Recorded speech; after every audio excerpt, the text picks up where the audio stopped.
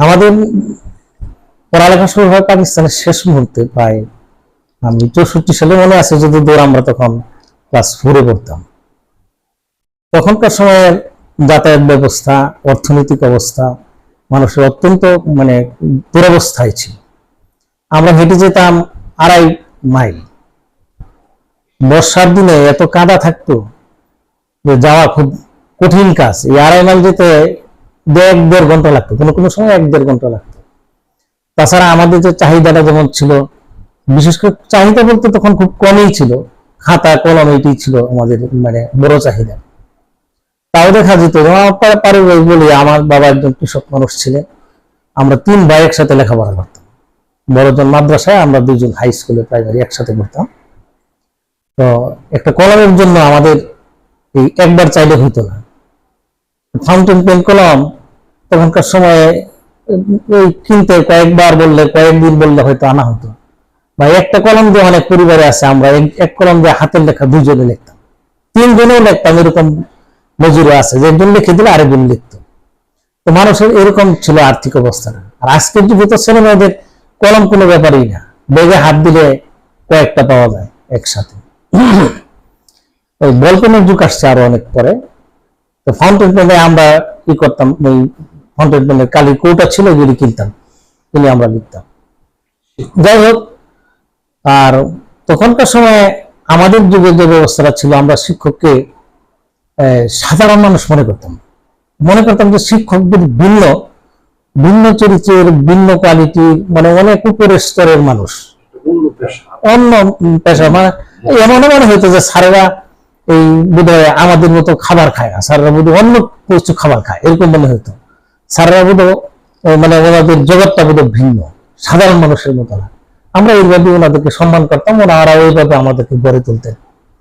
আর সবচেয়ে বড় কথা, যে কথাগুলো আমি আমার প্রাইমারি হাই স্কুল জীবন থেকে শিখেছি, আমি আমার ছাত্রদেরকে আমি এটা বলতাম।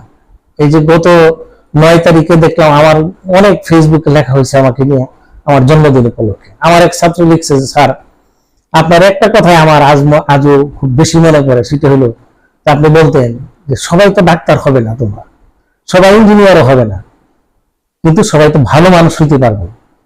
আমার অভিজ্ঞতা থেকে আমি আমার ছাত্রছাত্রীদেরকে এই কথাগুলো বলতাম, তারা সেই কথাটা এখনো মনে রাখছে। সে বলছে, স্যার আপনি দোয়া করবেন কোন একজন ভালো মানুষ হিসেবে আমি দুনিয়ায় বেঁচে থাকতে পারি।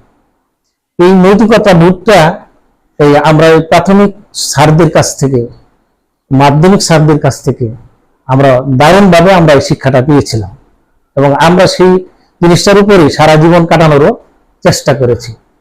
এই শিক্ষকতা জীবনে আমার যতদূর মনে আছে যে আমি আমার সম্পর্কে কোনো কমপ্লেন আসছে, আমি 39 বছর একই স্কুলে শিক্ষকতা করছি, সাতচুরা উচ্চ বিদ্যালয়ে। আমার বিষয়ে কমপ্লেন আসছে কোনো নৈতিকতার প্রশ্নে বা কোনো কিছু প্রশ্নে কমপ্লেন আসে না, অন্তত এই ব্যাপারে কোনো কমপ্লেন আসে না। কাজে এই জিনিসগুলো আজকালকার যুগে খুব ঘাটতি অনুভব করতেছি। আমার কাছে খুব কষ্টবোধ মনে হয় যে সেই নৈতিকতার থেকে যেন আমরা খুব সরে গেছি, অনেক দূরে সরে গেছি। আরেকটা জিনিস না বললেই নয়, সেটি হলো যে নৈতিকতা শিক্ষার মূল কেন্দ্রটা আমি মনে করি পরিবার, তারপরে প্রাথমিক মাধ্যমিক বিদ্যালয়। পরিবার থেকে এবং প্রাথমিক মাধ্যমিক বিদ্যালয় থেকে যদি নৈতিকতার থেকে মানুষ এই অবস্থান থেকে না শিখতে পারে, তাহলে আর এই শিক্ষাটা তার হবে না। বিশেষ করে আজকের যুগে যা দেখছি যে একটা রাজনৈতিক পথ পরিবর্তন হয়েছে, এই পথ পরিবর্তনের প্রেক্ষিতে বিভিন্ন প্রতিষ্ঠানে বিভিন্ন শিক্ষক, বিশেষ করে প্রতিষ্ঠান প্রধানদের পদত্যাগে বাধ্য করার যে ব্যাপারটা, এটা আমার কাছে খুবই কষ্টদায়ক মনে হয়। আমি এটাকে কোনোভাবেই মেনে নিতে পারি না। অবশ্যই ব্যাপার আমি দেখছি অনেক আমার শিক্ষকদের মধ্যে অনেকে এরকম লিখেছেন, ফেসবুকে লিখে যে নিশ্চয়ই তারা কোনো খারাপ করেছিল। হ্যাঁ, শিক্ষক তো মানুষ, শিক্ষক তো প্রতিমানব কিছু না, মানুষ, সুতরাং উনি অন্যায় করতেই পারেন, বা রাজনীতি সেটাও করতে পারেন, বা রাজনীতির প্রভাব খাটিয়ে কোনো অপরাধের সাথে উনি সংশ্লিষ্ট থাকতেও পারেন। এটা অবিশ্বাস্য কিছু না। যদি থেকেও থাকে, সেই প্রেক্ষিতটা এখন আর নাই। যে রাজনৈতিক দলের বা যে সরকারের প্রভাব খাটিয়ে উনি অপরাধগুলো করতেন, এই সরকার তো এখন ক্ষমতায় নেই। সুতরাং তাকে তো প্রচলিত আইনেই বিচার করা সম্ভব।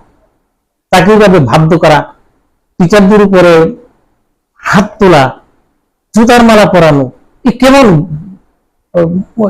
মানে একেবারে মানে দুর্বিষহ একটা অবস্থা। এদিকে মেনে নেওয়া যায়?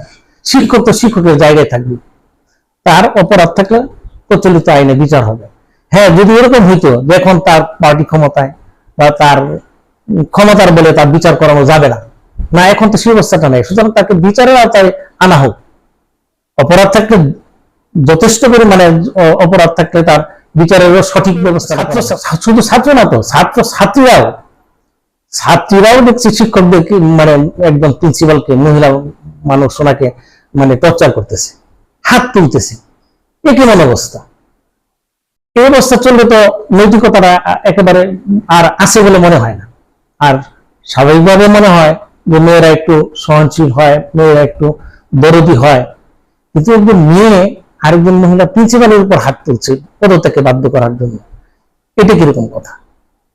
হ্যাঁ, আর মেয়েরা তো, তারও তো মনে করা উচিত যে যে মহিলাকে আমি হাত তুলছি উনিও তো কারো না কারো মা, আর আমিও হয়তো একদিন শিক্ষক হব, হতে পারে না? যারা আজকে ছাত্র তাদের মধ্যে কি শিক্ষক হবে না? তাহলে তারা কি ধরনের শিক্ষক হবে? আজকে যে শিক্ষকদের বিচার তারা করছে, আমার তো মনে হয় তারা আরো অনেক বেশি বড় খারাপ হবে। তাদের নিজেকে নিয়েও তো একটু চিন্তা করা উচিত।